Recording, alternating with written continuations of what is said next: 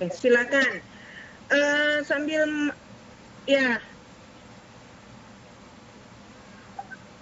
Tadi Maika tadi yang sudah saya kasih akses. Maika nulis dulu, baru kemudian gantian Yusuf, ya.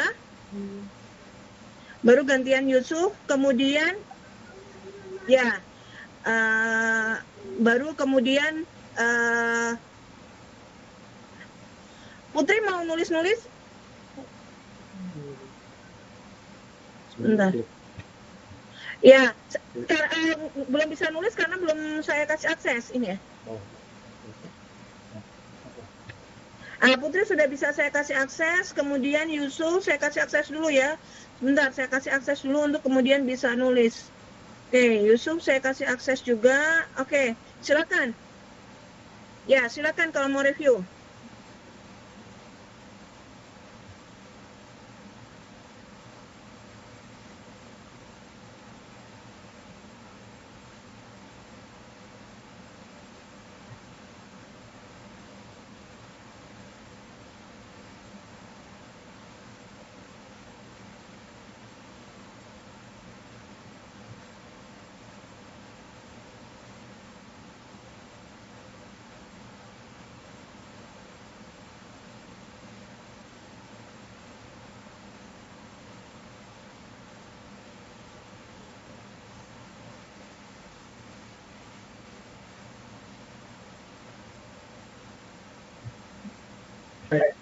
Milihnya yang huruf A ya, pilihnya yang huruf A.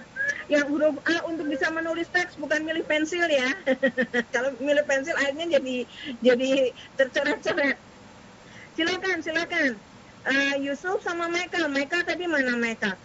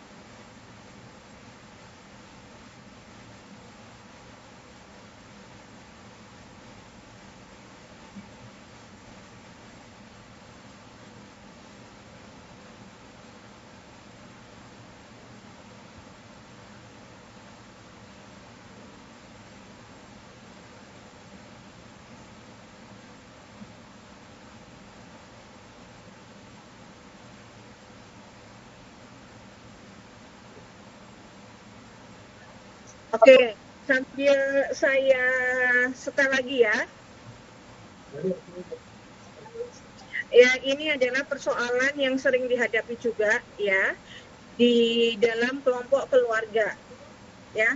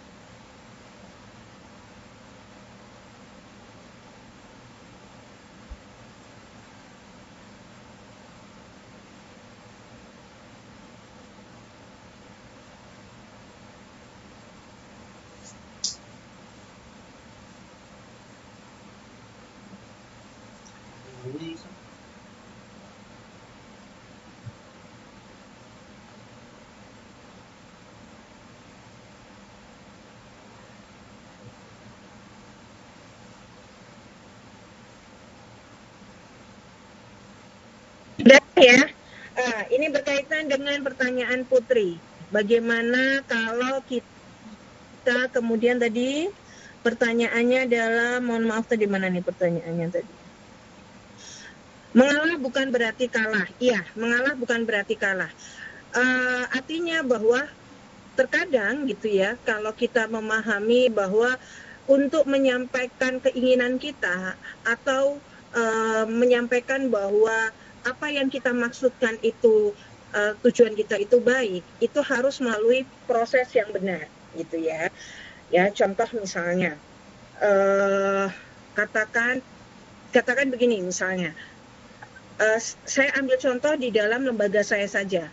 Jadi di suatu pendidikan itu, apalagi pendidikannya adalah saya kurang paham kalau di universitas ya, karena saya tidak pernah mengelola sebuah universitas. Nah, tapi kalau di pendidikan mulai TK sampai dengan SMA, ketika lembaga pendidikan itu menerima bantuan dari pemerintah, pasti kemudian dimintai tanda jasa atau tanda terima kasih, ya. Sedangkan di kami itu tidak akan pernah mau memberikan tanda terima kasih itu kepada petugas, kepada orang dinas ya, staf atau pegawai dari dinas pendidikan ya, sehingga kemudian ya di sini sehingga kemudian di sini kita kemudian dinyatakan sebagai lembaga yang tidak lagi bisa menerima bantuan ya. Jadi mereka ini ibaratnya orang sakit hati. Nah, kita bisa saja itu mempermasalahkan, namun hal seperti itu sudah seperti kayak menggurita, sudah menjadi sebuah mafia ya.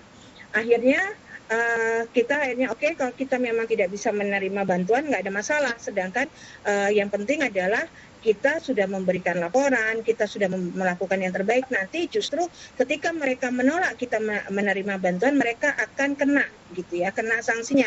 Kenapa? Karena selama ini apa yang menjadi kewajiban-kewajiban dari Kemendikbud, dari pusat, itu kita lakukan. Itu yang berarti bahwa kita mengalah untuk menang. Akhirnya apa yang terjadi gitu ya, sampai kemudian kita dipilih untuk memberikan sebuah pengalaman ya, share mengenai pengalaman yang sudah kita lakukan, karena kita sudah online sebelum pandemi ini ada. Akhirnya kemudian dari situ kemudian orang dinas pun akhirnya paham bahwa apa yang kita lakukan itu adalah yang benar. Dulu kita bagaimana caranya itu dihalangi untuk dikatakan bahwa domisilinya di Depok, tapi kenapa kok siswanya dari luar dan lain sebagainya. Kita bolak-balik mengatakan bahwa kita ini online, jadi siswanya bisa dari mana aja. Itu berusaha untuk terus dihalangi. Nah, kita tidak kemudian main keras, artinya wah nggak bisa ini bla bla bla bla gitu ya, artinya kita berkonflik, tidak, tetapi kita tetap ikuti aturan. Oke, ketika mereka rapat kita datang, kemudian ketika mereka punya acara-acara gitu ya, kita berusaha lakukan gitu. Bahkan waktu itu satu-satunya lembaga baru yang akhirnya sudah terakreditasi adalah kami ya, sedangkan banyak yang lembaga lama pun masih belum terakreditasi gitu ya. Nah, ini artinya mengalah bukan berarti kalah. Jadi kita tetap mengalah. Oke, tapi kita memang diperlukan hati yang ikhlas. Mengalah bukan berarti kalah, itu harus siap dengan hati yang ikhlas. Terus yang kedua adalah tidak baper dan tidak pundung. Artinya kita tetap menunjukkan prestasi, melakukan hal yang terbaik. Ya, sampai kemudian orang itu akan melihat bahwa sebetulnya yang kita lakukan ini benar, tanpa harus kita koar-koar bahwa apa yang kita lakukan adalah benar. Itu yang berarti mengalah bukan berarti kalah ya. Oke. Dari pelajaran video ini ya, ini kemudian kita bisa belajar bahwasanya tadi dikatakan ya, ini karena terjadi hubungan. Ya, konflik itu terjadi karena ada hubungan. Kalau tidak ada hubungan, justru tidak akan terjadi konflik. Contoh adalah di dalam keluarga, di rumah, ya. Kenapa konflik di rumah itu lebih susah diselesaikan, lebih mudah terjadi daripada di luar? Karena apa? Karena harapan kita terhadap orang-orang yang menjalin hubungan itu harapannya lebih tinggi, ya. Contoh misalnya, ya, ketika Anda awalnya misalnya Anda belum punya hubungan spesial dengan seseorang, itu konflik seperti mudah diselesaikan. Tapi ketika sudah terjadi hubungan spesial, itu konflik lebih susah diselesaikan. Ya, seperti itu. Nah, itu yang terjadi. Itu terjadi tidak hanya di dalam perusahaan gitu ya, tetapi itu terjadi juga di dalam keluarga.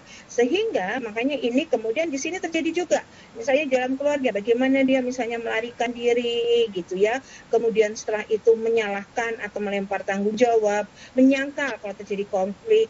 Bahkan kemudian tiga ini adalah sesuatu yang positif ya. Langsung saja kemudian bagaimana mencela, saling mengejek, kemudian ngegosip gitu ya. Kemudian bahkan mungkin sampai ada kekerasan ya. Kemudian akhirnya ada beberapa pihak yang bijak ya. Pilihan bijak ini saling memaafkan atau bicara empat mata ya. Kemudian mendatangkan penengah ya. Kalau di kelompok masyarakat adalah misalnya pemuka masyarakat gitu ya, seperti itu. Oke. Tadi saya baca dulu komentarnya sebentar.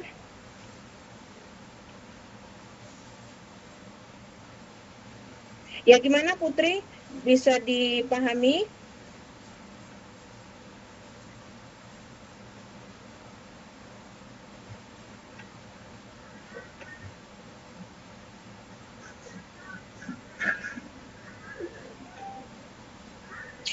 Ya, benar sekali Yusuf. Konflik itu tidak dapat dikontrol, ya. Maksudnya kita tidak bisa mengontrol konflik, tapi kita bisa mengontrol diri kita yang berkonflik. Gitu. Jadi kita nggak bisa mengendalikan orang-orang yang berkonflik, itu tidak bisa. Ya, tetapi makanya tadi dikatakan gurunya itu kemudian menawarkan kedupan, gitu ya, penengahnya menawarkan kedupan, di mana kedua orang yang berkonflik itu mau gitu. Padahal sebetulnya kalau menurut saya sebagai gurunya kita tidak bisa mengalihkan. Ketika ini yang diributkan adalah dua tujuan. Ini nggak bisa kemudian kita mengalihkan ke tujuan yang berbeda. Sebaiknya tidak demikian juga gitu.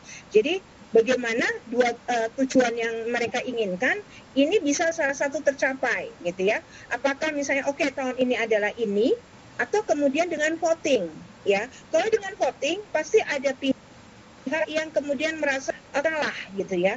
Tetapi kita akhirnya bisa memberikan jalan keluar, misalnya ditanyakan kepada seluruh kelas ya, ini maunya seperti apa. Misalnya voting, ternyata yang dikehendaki adalah salah satu dari mereka, misalnya Bali gitu ya. Nah, bagaimana yang lain? Yang lain berarti tahun depan. Nah, itu seperti itu. Itu bisa terjadi. Tapi kalau tadi dia mengatakan bahwa akhirnya Dufan, itu saya khawatirnya, ini pendapat saya pribadi ya. Saya khawatirnya itu hanya mengalihkan sementara gitu ya. Tetapi jadi misalnya begini ya. Contoh misalnya seorang anak ingin katakan seperti tahun ini aja ya, misalnya seorang anak sudah dijanjikan untuk pergi ke suatu tempat ketika nanti Lebaran. Kemudian setelah itu dengan adanya kondisi seperti ini, tujuan ke sana itu tidak bisa tercapai ya. Kemudian kita alihkan dengan membelikan sesuatu, apakah mainan kayak atau apa. Nah, ini sebetulnya tidak bisa mengobati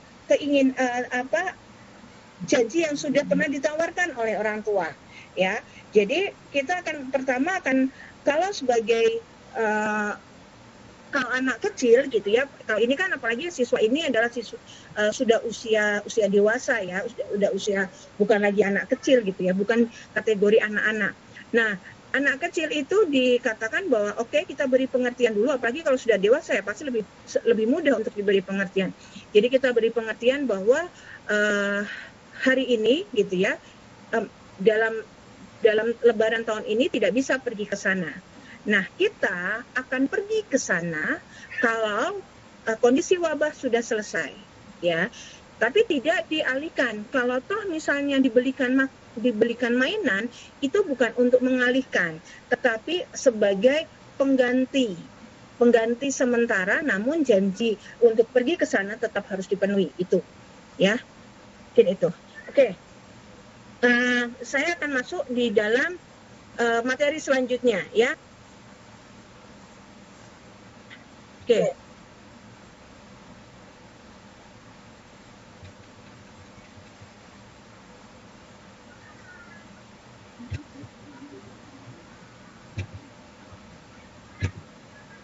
Ya.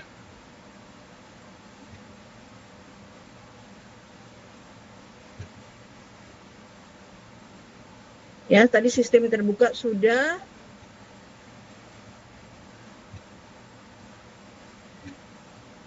Ya, teori X, teori Y. Jadi kita juga mengenal ada teori X, teori Y, yaitu teori X dan teori Y ini adalah, kalau teori X itu bahwa rata-rata manusia itu tidak suka bekerja, bahkan menghindari. Terus kemudian bahwa manusia itu kebanyakan memang harus dipaksa diarahkan, diancam gitu ya. Bahkan manusia itu menghindari tanggung jawab ya, dan mencari aman, sehingga manusia ini organisasi menjadi tidak efektif ya, tidak efektif dalam melakukan kerjasama ya. Kemudian setelah itu ada asumsi teori Y ya. Teori Y di sini adalah usaha fisik sama mental itu sama wajarnya dengan istirahat. Kemudian ada self control ya di dalam diri, ada pengarahan. Jadi dorongan itu tidak lagi berlaku hukuman gitu.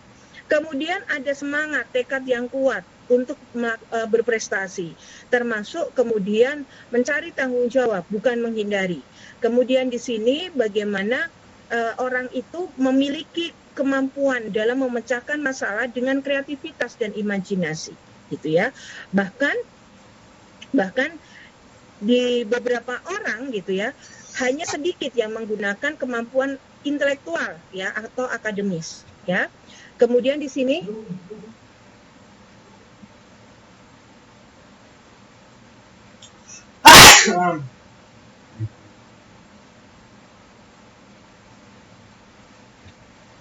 ya, bahkan di sini ada juga teori kontingensi situasional, yaitu teori yang saat ini ya, dengan adanya teknologi ya, internet, online, kemudian lingkungan, perbedaan, integrasi, sinergi sama dengan lingkungan.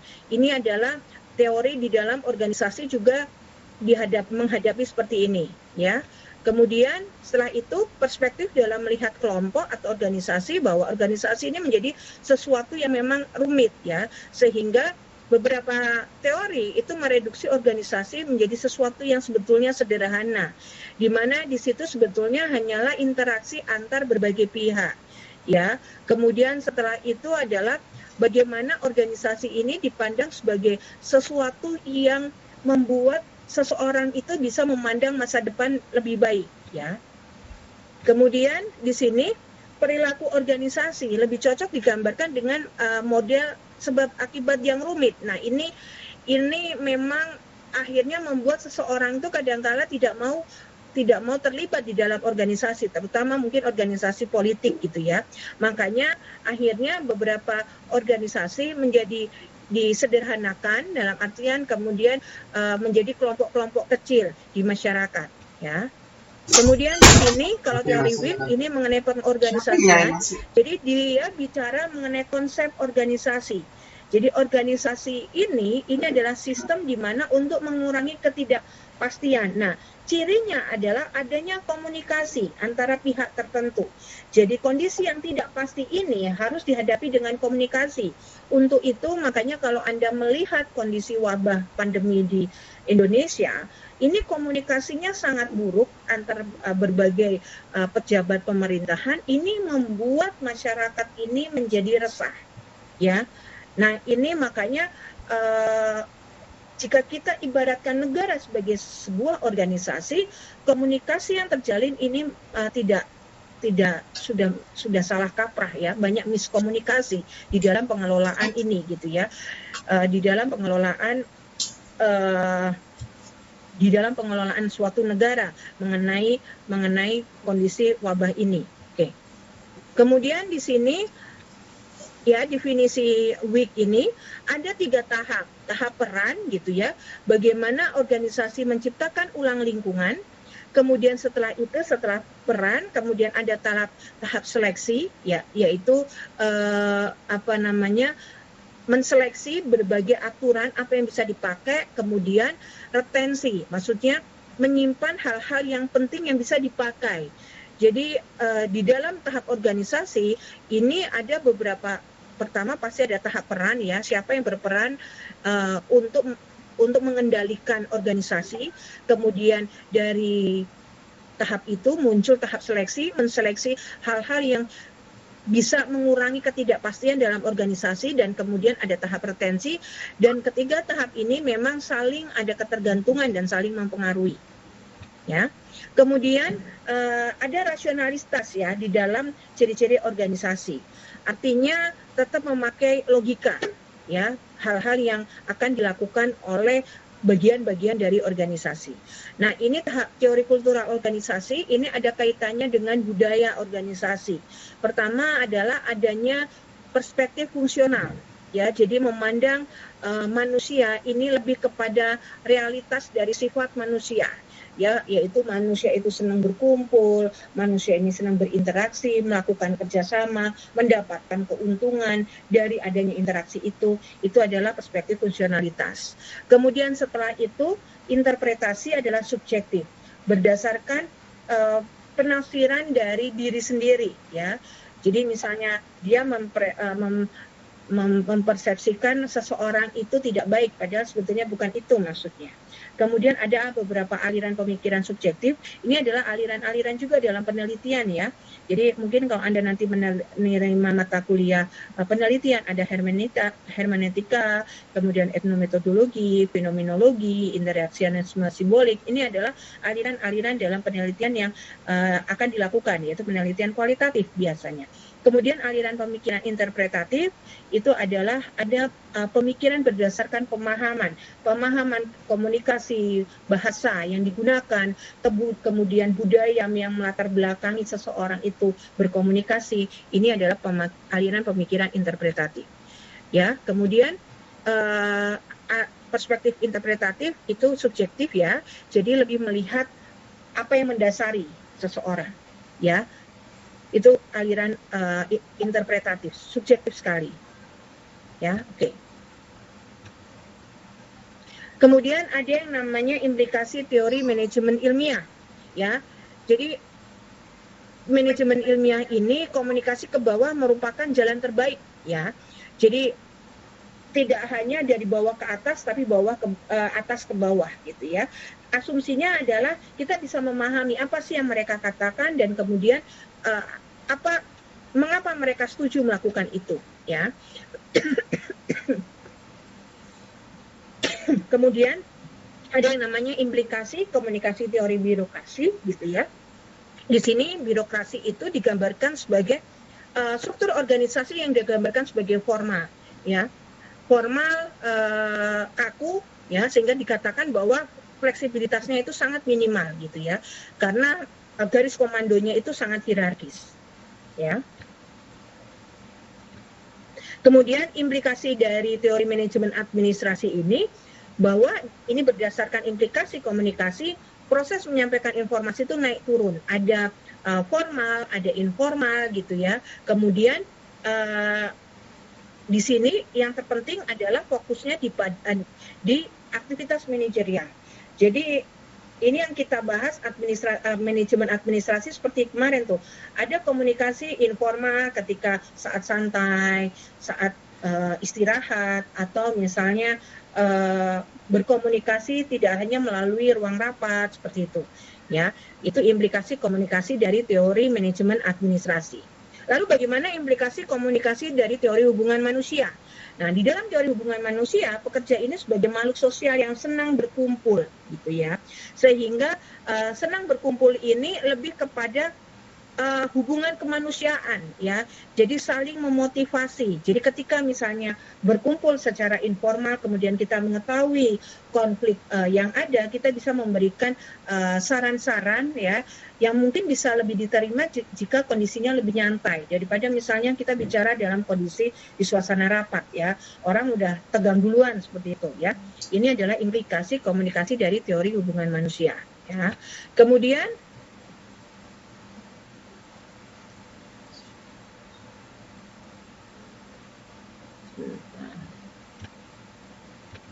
nah, implikasi komunikasi dari teori peneliti penyambung ini mengatakan bahwa komunikasi adalah dasar untuk melakukan kerjasama, interaksi gitu ya. Sehingga kemudian komunikasi di dalam teori ini itu mendorong seseorang untuk memiliki pengaruh yang besar terhadap aktivitas dan efektivitas dan prestasi organisasi. Ya, jadi fungsi komunikasi ini dalam organisasi menekankan pentingnya fungsi komunikasi. Nah, ini akan menarik jika kemudian dilanjutkan dalam topik bahasan audit komunikasi. Kemarin saya sempat menanyakan ternyata audit komunikasi di UGJ tidak dalam mata kuliah khusus ya, tetapi masuk di dalam mata kuliah teori komunikasi. Nah, kalau kita bicara mengenai fungsi komunikasi akan sangat menarik ya, bicara mengenai audit komunikasi. Ini masalah komunikasi yang akan saya teliti di dalam S3 saya, mohon doanya. Jadi saya akan mengambil mengenai audit komunikasi, mengenai aturan Merdeka Belajar. Ya, Merdeka Belajar itu fungsi komunikasi sehingga orang paham apa sih yang dimaksudkan dengan Merdeka Belajar, gitu ya. Karena ternyata Merdeka Belajar itu tidak dipahami ada kesalahan komunikasi dalam memahami kebijakan Merdeka Belajar gitu ya. Ya, saya tidak akan meneliti di pendidikan formal karena pendidikan formal memahami Merdeka Belajar ini masih lebih ribet daripada pendidikan non formal karena saya bergerak di bidang pendidikan non formal. Di pendidikan non formal sendiri itu masih ada salah kaprah, mispersepsi, miskomunikasi mengenai mengenai aturan ini ya. Mudah-mudahan bisa berjalan lancar, mohon doanya. Saya sedang mendaftar untuk S3 ya. S3 biaya pribadi ya, karena kalau menunggu biaya beasiswa akan sangat lama ya. Tapi saya mengambilnya di jurusan pendidikan. Tapi saya kaitkan dengan komunikasi. Ya, yaitu tadi karena sebetulnya teori komunikasi ini saling berkaitan erat dengan berbagai ilmu ya. Karena saya basisnya sekarang adalah bergerak di bidang pendidikan sehingga saya kaitkan dengan pendidikan ya. Oke, kemudian implikasi komunikasi teori sistem ya, di sini adalah organisasi ini adalah ada hubungan dengan lingkungan ya. Dia ini bagian dari orang-orang yang berkumpul, di mana orang-orang yang berkumpul itu punya sikap, kepercayaan, harapan yang pastinya berbeda-beda antara satu orang dengan orang yang lain ya. Sehingga ketika berkumpul itu menjadi satu sistem yang sama, sehingga tentunya harus organisasi ini mengerti bagaimana sih fungsi komunikasi sosial ya. Jadi tidak hanya mengutamakan produktivitas saja, tetapi juga melihat bagaimana fungsi komunikasi sosial itu dijalankan. Nah, kemudian ada implikasi komunikasi teori X ya. Teori X ini dia biasanya yang dia menghindari tanggung jawab dan lain sebagainya gitu ya, sehingga ini memang lebih kepada perintah dari atasan ke bawahan ya, sehingga di sini akan lebih baik apabila ya komunikasi yang dilakukan adalah komunikasi dorongan ya. Kemudian kalau teori Y itu lebih banyak mengembangkan bagaimana mereka nih para manajer itu lebih kepada tidak hanya fokus pada peraturan formal tetapi juga secara komunikasi informal gitu ya. Jadi dorongan-dorongan yang sudah timbul, kreativitas yang sudah timbul itu lebih bisa diberdayakan melalui komunikasi informal. Oke. Kemudian implikasi komunikasi teori kontingensi adalah organisasi ini paling kurang efektif adalah organisasi yang beroperasi gitu ya, yang beroperasi dengan sistem manajemen yang sama di semua unit ya. Ya artinya bahwa Walau fakta bahwa unit itu sangat berbeda. Jadi komunikasi organisasi adalah menyelesaikan konflik yang dicapai baik melalui desain organisasi formal juga berdasarkan tatap muka ya. Jadi tidak hanya secara formal. Jadi kalau saya lihat dari tadi implikasi komunikasi teori-teori yang ada itu penekanannya adalah di komunikasi informal ya, sehingga konflik-konflik atau isu-isu yang muncul di organisasi bisa diselesaikan dengan baik ya, yang dimana kemudian bisa win-win solution. Oke. Kemudian ada implikasi komunikasi teori weak ya. Teori weak ini juga di sini menekankan pentingnya bagaimana prosedur di dalam organisasi itu dipahami sebagai realitas organisasi. Artinya bahwa di dalam organisasi pasti ada struktur. Jika organisasi itu akan berjalan lebih teratur, ya itu adalah implikasi komunikasi teori weak ya mengenai pengorganisasian. Kemudian ini yang terakhir, ya teori budaya organisasi. Nah ini bahwa di dalam organisasi punya budaya, dan budaya yang dimiliki organisasi merupakan kumpulan dari budaya-budaya anggota ya, budaya-budaya anggota yang berkumpul sehingga kemudian dicapai suatu kesepakatan budaya apa yang menjadi ciri khas dari organisasi tersebut gitu ya. Budaya kejujuran atau budaya keterbukaan gitu ya. Misalnya budaya keterbukaan, oke, lebih baik Anda jujur saja apapun masalah yang dihadapi daripada misalnya dipendam dan kemudian muncul suatu fitnah seperti itu. Nah, itu adalah bagian dari implikasi teori kultur organisasi. Ya, saya rasa itu ya. Semoga bisa dipahami. Terima kasih. Kuliah untuk kelas E sudah selesai ya. Tadi juga kita sempat review sedikit ya mengenai materi penekanan di konflik ya, karena materi konflik ini adalah materi yang nantinya akan Anda buat untuk take home UAS ya. Untuk wawancara nanti kita jadwalkan ulang ya. Mudah-mudahan bisa di Mei ya. Bisa di Mei setelah Lebaran, tapi ya setelah tanggal 28 atau mungkin di awal Juni saja kalau demikian ya. Itu saja dari saya. Mohon maaf lahir batin ya. Semoga apa yang saya sampaikan bermanfaat. Jika Anda ingin bertanya setelah perkuliahan ini selesai, dengan senang hati saya akan menjawab. Kita tetap silaturahim. Namun mungkin saya baru akan ke Cirebon itu mungkin tahun depan ya. Saya lebih memilih walaupun nanti diperbolehkan sudah mulai dibolehkan untuk PSBB dihilangkan ya, kemudian lockdown sudah tidak ada. Saya lebih memilih untuk bulan Januari untuk pergi ke Cirebon sampai dengan benar-benar virus ini benar-benar dinyatakan sudah tidak ada, karena masalahnya di kota lain yaitu di negara lain ya, Taiwan, Korea dan Cina pun muncul virus muncul jenis baru dari virus ini ya. Jadi sangat masih kondisinya sebetulnya masih sangat mengkhawatirkan. Mungkin itu saja. Semoga Anda sukses. Insya Allah kalian nilainya bisa bagus-bagus ya selama Anda mengerjakan tugas. Sekali lagi saya cuma mengingatkan, saya tidak akan menerima keluhan jika pengumpulan tugasnya adalah sudah mepet di waktu deadline, apalagi setelah deadline. Nanti bisa, Bu, ternyata Bu ketika saya mau upload itu laptopnya bermasalah, ketika saya mau upload jaringannya bermasalah. Iya, kenapa uploadnya mendekati deadline gitu ya. Jadi biasanya kalau sudah seperti itu saya tidak akan layani ya keluhan seperti itu. Jadi mohon untuk tidak mengupload mendekati tenggang waktu. Itu saja. Terima kasih. Billahi taufiq wal hidayah. Selamat berpuasa. Semoga ibadah Ramadan kita diterima oleh Allah Subhanahu wa taala. Ingat, fokus di 10 hari terakhir. Semoga apa yang Anda idamkan, cita-citakan terkabul. Billahi taufiq wal hidayah. Assalamualaikum warahmatullahi wabarakatuh.